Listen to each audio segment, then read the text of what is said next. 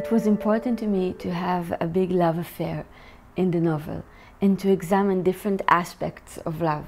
For instance, what's the difference between love and obsession? How far it is between being in love with someone and being obsessed about someone? Or is it true that if you hold on to somebody really, really hard, is that the meaning of love? Or is really loving somebody being able to liberate him, to let him make the decisions? So really two big love affairs or love stories in the novel. One is Markovitch and Bella, and the other, which is very sensual and vibrant, is of Ze'ev and Sonia. And also this love story, which is at the beginning very happy and I think comic and humorous, it was important for me for them to have a real crisis, because I think it's not a big deal to be madly in love when you're 20 years old. It's a big deal to stay madly in love even when you grow older and you start to meet the challenges that life brings you. When the book was first published in Israel, many people responded to sexuality and there were many questions. And for me, I was surprised by it, because I think sexuality is a part of life just like war is a part of life. And I think it is very common to write about war in very specific details and to write about death in very specific details.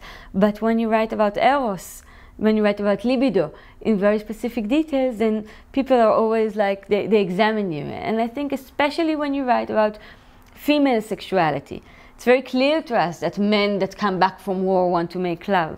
And maybe it's less clear that also women want to make love and have their own fantasies and experiences and desires and dreams.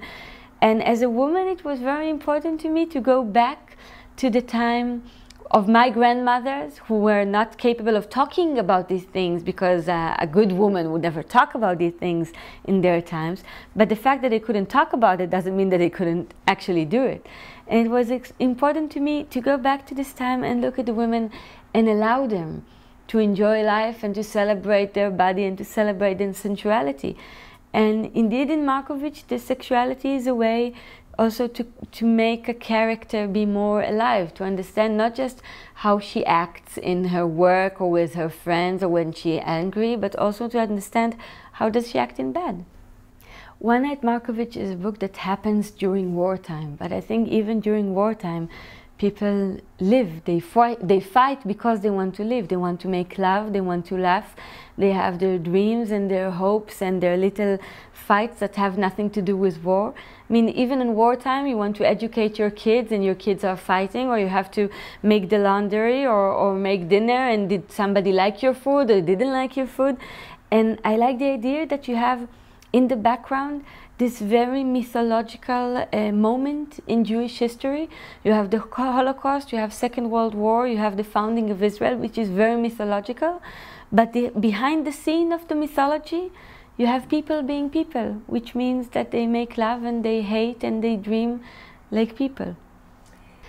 I grew up learning about Jewish history and Zionist history, and because personally I'm very left-wing, I had many questions about the Zionist history and the Jewish history. And I wanted to go back to where it started. I wanted to go back to the years where the Jewish people became from people who for 2,000 years had no country and no land, came and suddenly had their own country, but did also bad things in this country. And I wanted to examine what went wrong in a way, but not by being very critical or cynical or judgmental, but with compassion, to look at the eyes of my people's history and to ask questions about it, and to look at those people, not like heroes, which is the way history books portray them, but also not like villains, which is the way history books of the other side portrays them, but like real human beings.